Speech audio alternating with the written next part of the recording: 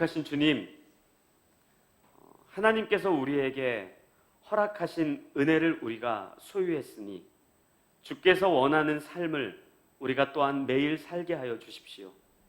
예배당에서 기도하고 찬양하고 하나님의 이름을 부르짖는 것으로 다만 우리의 할 바를 다했다 여기지 아니하게 하시고 6일 동안 우리의 삶의 자리에서도 거룩한 하나님 앞에 예배를 드리는 것처럼 살아가게 하시고 주께서 원하는 삶을 매일매일 우리의 인생에 채우게 하여 주십시오. 감사드리며 거룩하신 예수 그리스도의 이름으로 기도합니다. 아멘. 여러분들, 제가 오늘 설교를 시작하며 아주 재밌는 이야기를 하나 해드리겠습니다. 재밌는 이야기라고 해봤자 성경에 있는 내용입니다. 저에게는 머리큐가 나쁘기 때문에 재밌는 이야기가 나올 게 별로 없습니다. 구약 성경에서 모세와 엘리야, 이 두 명의 공통점이 뭔지 아십니까? 모르실 겁니다. 근데 유대인들은 잘 압니다. 왜냐하면 유대인들이 구약에서 가장 사랑하는 백성 두 명을 꼽으라고 한다면 모세와 엘리야를 꼽습니다. 왜 그런가 하면 시내산에서 하나님께서 율법, 하나님의 말씀을 모세에게 주셨기 때문이며 선지자의 대표격인 엘리야에게 하나님의 말씀을 허락하셨기 때문이에요. 그럼 우리는 질문하죠. 엘리야만 하나님의 말씀을 들었습니까? 엘리야만 하나님의 말씀을 전했습니까? 수많은 선지자들은 뭡니까? 이사야도 있고 예레미야도 있고 에스겔도 있고 굉장히 많지만 엘리야는 죽지 않고 하나님이 데려가셨기 때문에 그래요. 그래서 유대인들이 사랑하는 두 명, 그러면 모세와 엘리야예요. 그래서 이 두 명의 공통적인 특징이 유대인들이 굉장히 사랑하는, 이스라엘 백성이 굉장히 사랑하는 사람이라는 것입니다. 근데 이것 말고 한 가지 더 공통적인 특징이 있습니다. 이 공통점이죠. 이게 뭐냐면 그 속이 밴댕이 소갈딱지라는 겁니다. 모세와 엘리야. 제가 나중에 분명 하나님 품에 안기긴 할 텐데 그때 아브라함도 형편없고 다윗도 형편없고 모세 엘리야는 밴댕이 소갈딱지라 그래서 분명히 그 양반들한테 혼나긴 할 텐데 괜찮습니다. 안 보이는 사람 앞에서 뭔 말을 못 하겠습니까? 네. 모세와 엘리야, 하여튼 밴댕이 소갈딱지예요. 요즘 우리말로 바꾸면 뭐예요? 잘 삐칩니다. 여러분들 생각해 보십시오. 모세가 이 애굽이라고 하는 나라, 이집트가 이스라엘을 노예 삼았을 때 태어났어요. 그때 상하 정책이 한 가지 있었어요. 만약에 이스라엘 백성 중에 아이가 태어나는데 딸이면은 그냥 키우고 아들이면 죽여라. 왜 그런가 하면 이스라엘 백성들을 압제하고 있는데 남자아이들이 많이 태어나서 군인의 역할을 할 수 있는 사람들이 점점 많아지다 보면 분명 얘네가 우리의 권력에 도전할 수도 있으니까 남자아이가 태어나면 다 죽여라 그랬어요. 그래서 그때 당시에 모세도 그 집안에서 태어났기 때문에 어쩔 수 없이 죽임당할 수밖에 없었어요. 그래서 몰래 키우다가 하는 수 없이 나일강에 갈대 상자를 견고하게 만들어서 이렇게 띄워버립니다.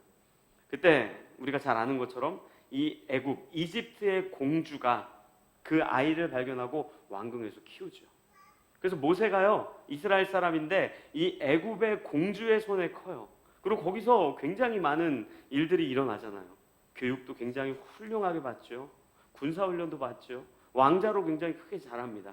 그런데 이제 모세도 본인이 이스라엘 사람이라고 하는 것을 어렸을 적에 몰랐겠지만 점점 장성하면서 이제 알았겠죠. 내가 뭔가 이 이집트 사람이랑 외모가 좀 다르네. 뭔가 피부색도 좀 다르네. 나 이스라엘 사람이구나. 그 생각을 갖고 이렇게 자랐을 거라고요. 그러다가 하루는 이 길에 나갔는데 본인과 같은 이스라엘 사람이 이 이집트의 군인에 의해서 굉장히 핍박당하고 압제당하고 굉장히 혼나고 있는 모습을 보니까 이 모세가 피가 끓은 거죠. 그때 어떻게 합니까? 군인을 죽여버립니다. 이집트의 군사를 죽여버리는 거예요. 그 일이 있고 나서 모세가 어떻게 돼요? 바로 지명수배자가 되어버려요. 그리고 미디안이라고 하는 광야로 도망가요. 그리고 거기에서 굉장히 오랜 기간을 보냅니다. 왜 보냅니까? 미친 거죠.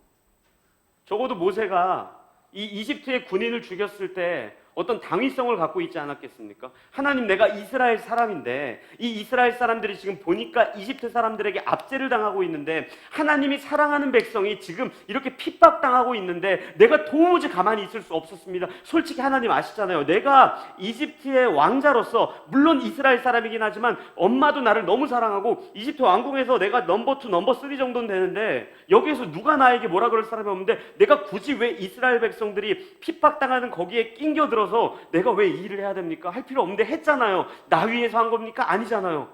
그렇는데 그러면 하나님이 개입하셔야 되는데 하나님 개입이 없는 거죠. 그냥 지명수배자가 돼버린 거예요. 삐쳐있죠.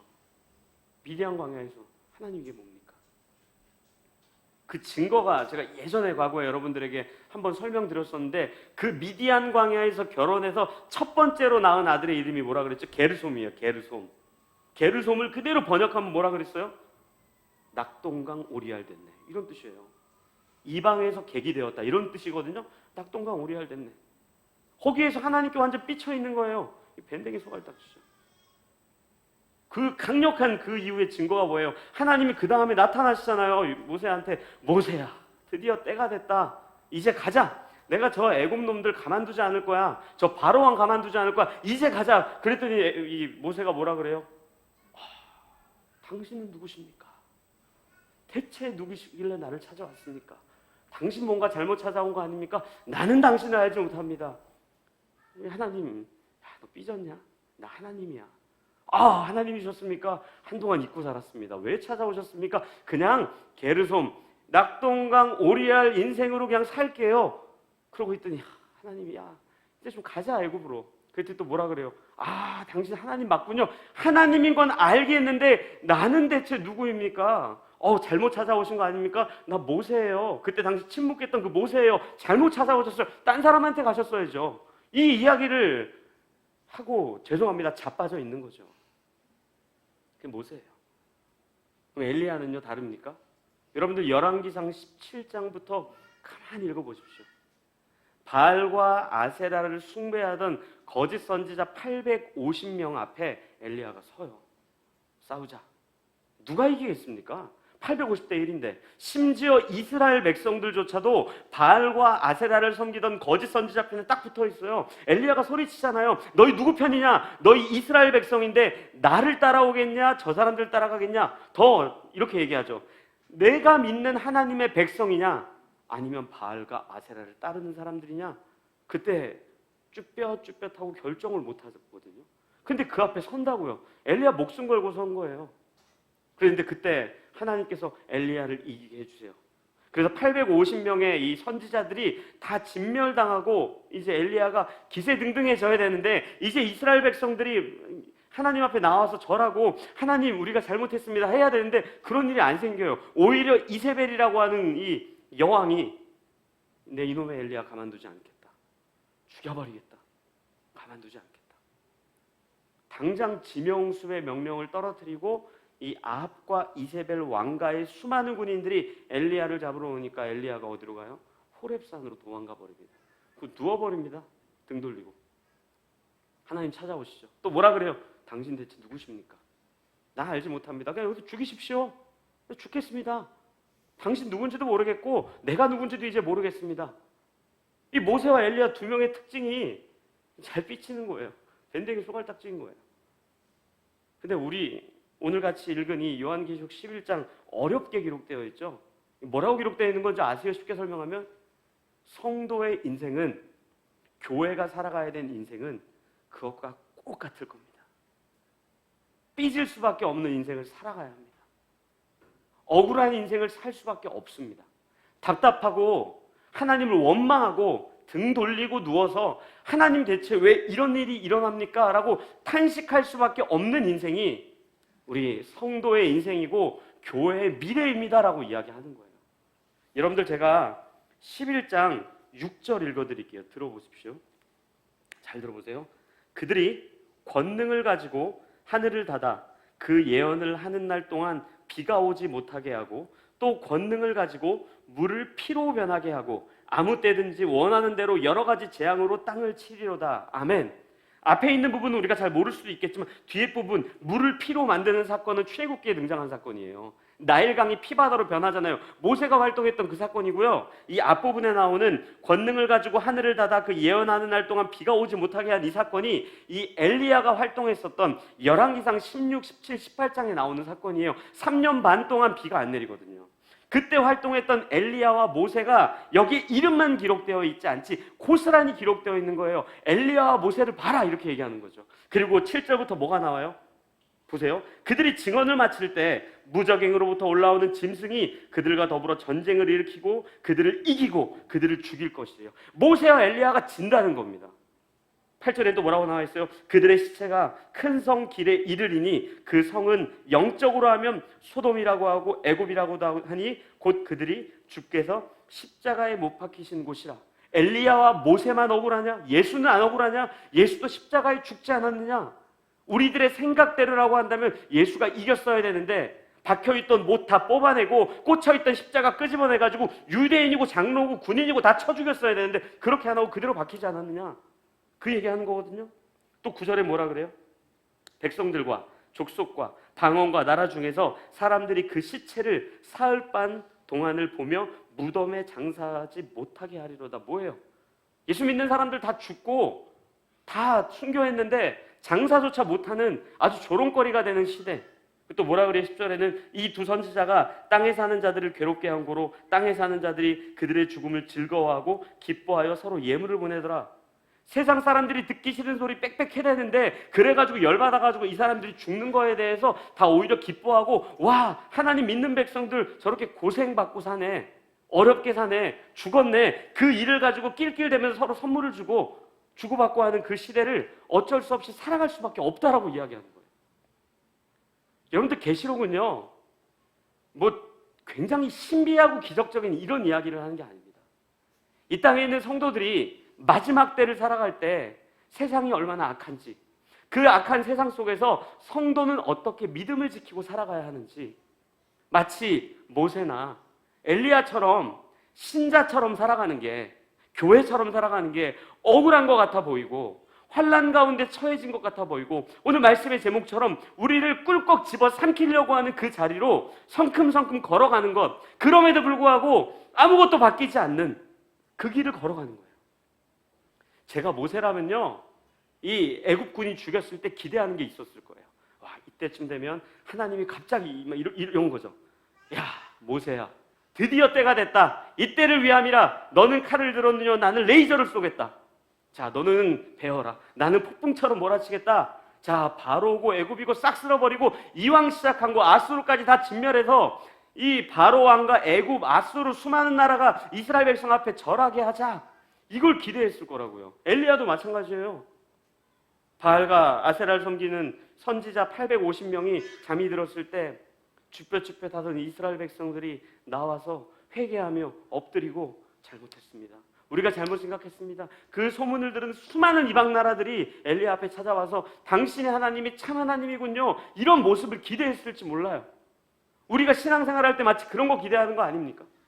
살아가면서 신자처럼 살면, 거룩한 백성처럼 살면 세상이 변할 것 같고, 우리가 선의를 가지고 살아간다면 누군가가 그 선의를 알아보게 되고, 우리가 거룩하게 살면 그 거룩함이 전염이 되고, 성결하게 살면 그 성결함이 전염이 되고, 물론 그럴 수 있어요. 하지만 악한 이 시대는 그렇지 않을 확률이 훨씬 더 높습니다.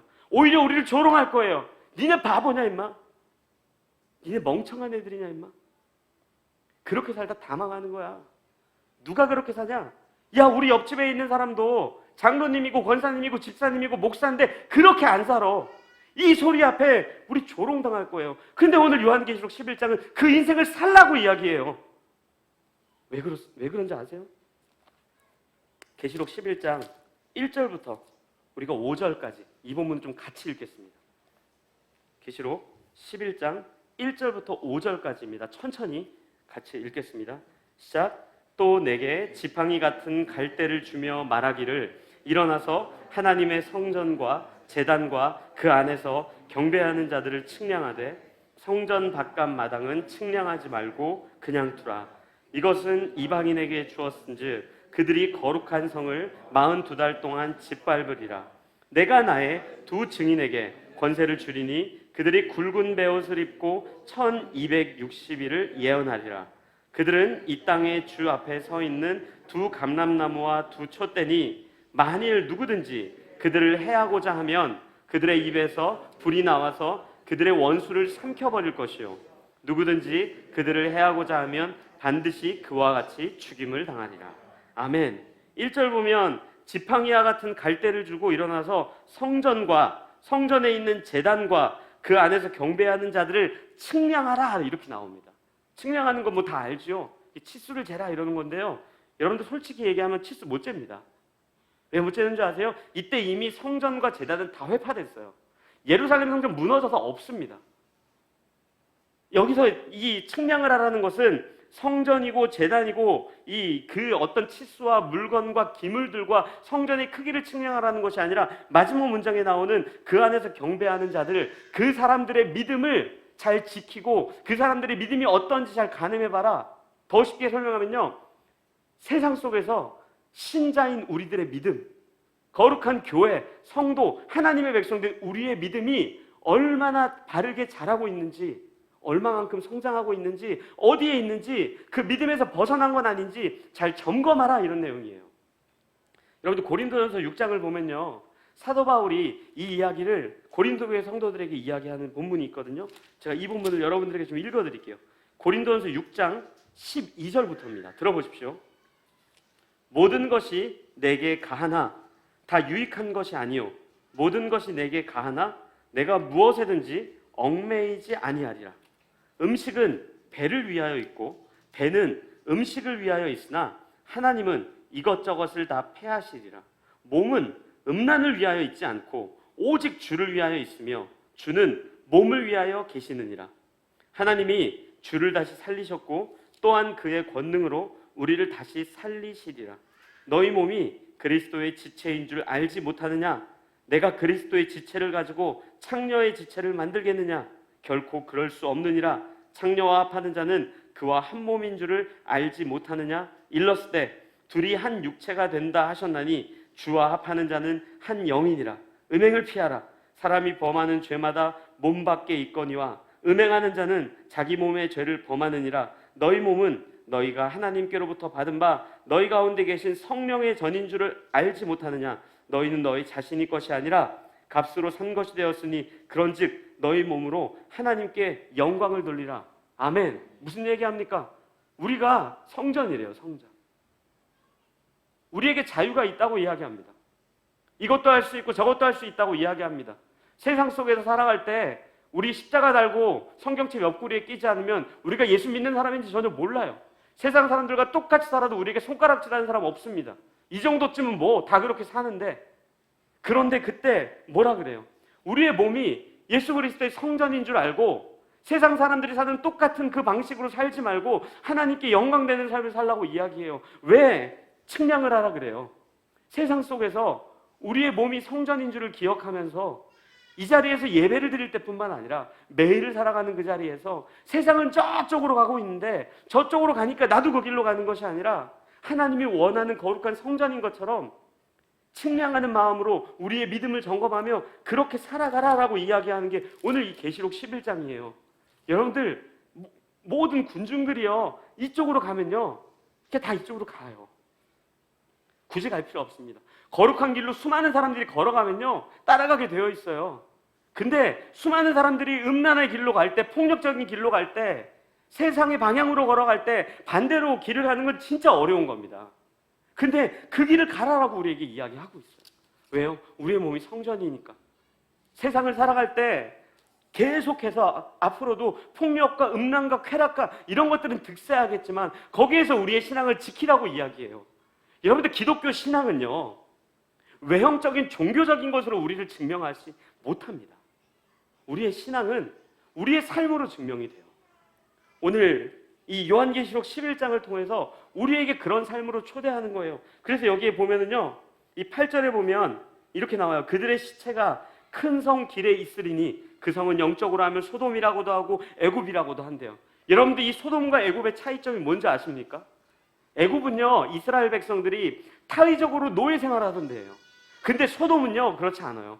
자의적으로 음란을 행하고 폭력을 행하고 도둑질을 하고 거짓말을 하고 자기 마음대로 살았던 거예요. 우리가 겪어야 되는 문제랑 똑같아요. 우리 자유가 있죠. 세상 속에서 살아갈 때 우리 마음껏 살 자유가 있죠.